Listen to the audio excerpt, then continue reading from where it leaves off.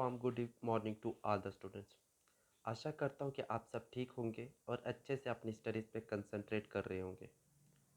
My name is Rohit Chaudhary. So जैसे कि हमने इलेक्ट्रोकेमिस्ट्री का पार्ट 1 किया है, आज हम इलेक्ट्रोकेमिस्ट्री का पार्ट 2 स्टार्ट करेंगे। सबसे पहले कंडक्टेंस इन इलेक्ट्रोलिटिक सॉल्यूशन होता क्या है। हमको पता है कि आपके बहुत सारे सब्सटेंसेस इलेक्ट्रिसिटी को अलो करते हैं कि उसके भीतर से पास हो सके, और बहुत सारे सब्सटेंसेस इलेक्ट्रिसिटी को अलो नहीं करते हैं कि उसके भीतर से पास हो सके। वो मटेरियल जो क्लासिफाई करें, मतलब इसी बेसिस पे मटेरियल को हम 3 कैटेगरी में क्लासिफाई करते हैं: conductors, semiconductors and insulators. The magnitude of conductivity की एक मटेरियल अपने भीतर से कितनी करंट को पास करेगा, वो 3 चीज़ों के ऊपर डिपेंड करता है: nature of material, temperature and pressure. Metal and alloys shows large conductivity and are called conductors, while glass, ceramics, polymers exhibit very low conductivity, so they are non-conductors or insulators. Substances जैसे silicon है, dope silicon, gallium, arsenide have conductivity between conductors and non conductors, और इनको क्या बोला जाता है? Semi conductors. सो conductors क्या होते हैं? वो सब्सटेंसेस जो अलो करते हैं इलेक्ट्रिसिटी को कि उनके भीतर से पास हो सके। कंडक्टर्स को हम फर्दर क्लासीफाई करते हैं 2 टाइप्स में: इलेक्ट्रॉनिक कंडक्टर्स या मेटेलिक कंडक्टर्स, और इलेक्ट्रोलिटिक कंडक्टर्स या आयनिक कंडक्टर्स। सो सबसे पहले इलेक्ट्रॉनिक कंडक्टर्स क्या होते हैं? The substances which allow the passage of electricity through them without undergoing any decomposition और केमिकल चेंज। सो ऐसे कंडक्टर्स जो अपने भीतर से इलेक्ट्रिसिटी तो पास कराएं, लेकिन खुद में किसी भी प्रकार का चेंज लाए बिना करवाएं, मतलब खुद में कोई भी केमिकल डिकम्पोजिशन या केमिकल चेंज ना करवाएं। The conduction through such conductors, ऐसे कंडक्टर्स की जो कंडक्शन होती है वो due to the movement of electrons की वजह से होती है, इसलिए इनको क्या कहते हैं? हम electronic conductors. Example: copper, silver, alloys, graphite extra. The electronic conductor depends upon the following factors. पहला, nature and structure of the substance कैसा होगा। नंबर ऑफ बैलेंस इलेक्ट्रॉन्स पर एटम कितने होंगे। टेम्परेचर और डेंसिटी ऑफ द मैटर क्या होगी।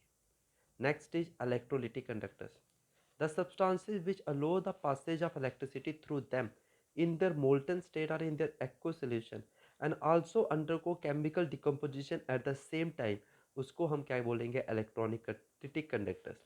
मतलब वो कंडक्टर्स जो अपने भीतर से इलेक्ट्रिसिटी को तो पास होने दे, लेकिन पास कब होने देंगे? जब उस कंडक्टर को या तो हम मोल्टन स्टेट में लेंगे, मतलब मेल्ट लिक्विड स्टेट, या उसका एक्वेस सॉल्यूशन लेंगे।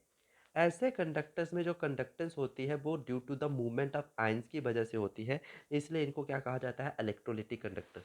एग्जाम्पल में aqueous solution of acid, bases and salts. Factors affecting electrolytic conductors, electrolytic conductance होती है वो डिपेंड करती है फॉलोइंग फैक्टर्स के ऊपर। जितनी ज़्यादा इंटर आयनिक इंटरेक्शन ज़्यादा होगी, उतने ही ज़्यादा आयंस की मूवमेंट भी क्या होगी? कम। और उतनी ही कम क्या होगी? आपकी कंडक्टेंस होगी। जितना ज़्यादा आपका आयन पानी में ज़्यादा सॉल्वेट होगा, जितना ज़्यादा आयन हैवी होता जाएगा, उतने ही आयन की मूवमेंट कम होगी और उतनी ही lesser will be the electrical conductivity होगी। विस्कोसिटी ऑफ द सॉल्वेंट, जितनी ज़्यादा विस्कोसिटी सॉल्वेंट की ज़्यादा होगी, उतनी ही आयंस की मोबिलिटी भी क्या होगी? कम। Temperature, as temperature of the electrolytic solution is increase, जो काइनेटिक एनर्जी ऑफ आयंस होगी इन द सोल्यूशन वो भी इंक्रीज करेगा, hence their mobility also increases. This results in the increase of electrical conductance of electrolytic solution. Next is Ohm's law क्या होता है? At constant temperature and pressure, जो current I flow करता है एक कंडक्ट से, इज प्रोपोर्शनल टू होता है पोटेंशियल डिफरेंस जो उस कंडक्टर के एंड्स पे लगाया जाता है। मतलब ओम्स लॉ क्या कहता है कि आपके कंडक्टर पे जो पोटेंशियल डिफरेंस होगा, वोल्टेज, वो डायरेक्टली प्रोपोर्शनल होती है कि कितना करंट आप इस कंडक्टर से पास करवाते हो, where R is the constant of proportionality, जिसे हम क्या कहते हैं? Resistance of the conductor. It can be measured with the help of Wheatstone bridge. Units of resistance को हम किस में एक्सप्रेस करते हैं? ओम में। Resistance, it may be defined as the opposition या ऑब्स्ट्रक्शन, जो आप फ्लो ऑफ करंट को लगाओगे जब वो करंट कंडक्टर से फ्लो करता है। मतलब कंडक्टर की वो प्रॉपर्टी जो इलेक्ट्रिसिटी को रोके कि तुम मेरे अंदर से फ्लो ना हो सके, उसको हम क्या कहते हैं? रेजिस्टेंस। हर रेजिस्टर ओम लॉ से किसके बराबर होता है? Voltage upon current. जितना ज़्यादा एक सब्सटेंस का रेजिस्टेंस होगा, उतनी ही कम इलेक्ट्रिसिटी को वो अपने भीतर से पास होने देगा।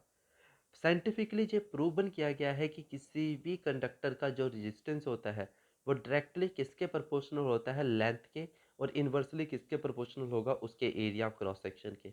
यानी कि resistance is equal to length upon area, और प्रोपोर्शनैलिटी साइन हटाओगे तो उसे हम क्या कहते हैं, रेजिस्टिविटी। और जहाँ specific resistance, the resistance depends upon the nature of the material, और यूनिट ऑफ रेजिस्टेंस होती है ओम। वी नो डैट कि आपका रजिस्टिविटी किसके बराबर होती है, रो एरिया अपॉन लेंथ। अगर लेंथ 1 मीटर है और एरिया 1 मीटर स्क्वायर है, the resistivity may be defined as the resistance offered by the conductor of 1 metre length and 1 square metre area of cross section. Units क्या होंगे, ohm metre. Conductance क्या होती है, conductance is the measure of the ease with which current flows through the conductance.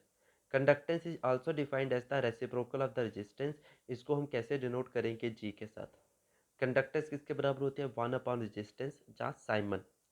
Conductivity, specific conductance या conductivity क्या होती है, reciprocal of resistivity या स्पेसिफिक रेजिस्टेंस। इसको हम डिनोट करते हैं के साथ, K is equal to 1 upon rho. और इस कंडक्टेंस इनटू सेल रिस्पेक्टिव होते हैं, हेंस कंडक्टिविटी क्या होती है सब्सटेंस की, is the product of the conductance and cell constant of a substance. और हम कह सकते हैं कि जो कंडक्टेंस होती है वो कंडक्टिविटी का रेसिप्रोकल होती है। So with this, today lecture is over. Thank you students and have a very nice day.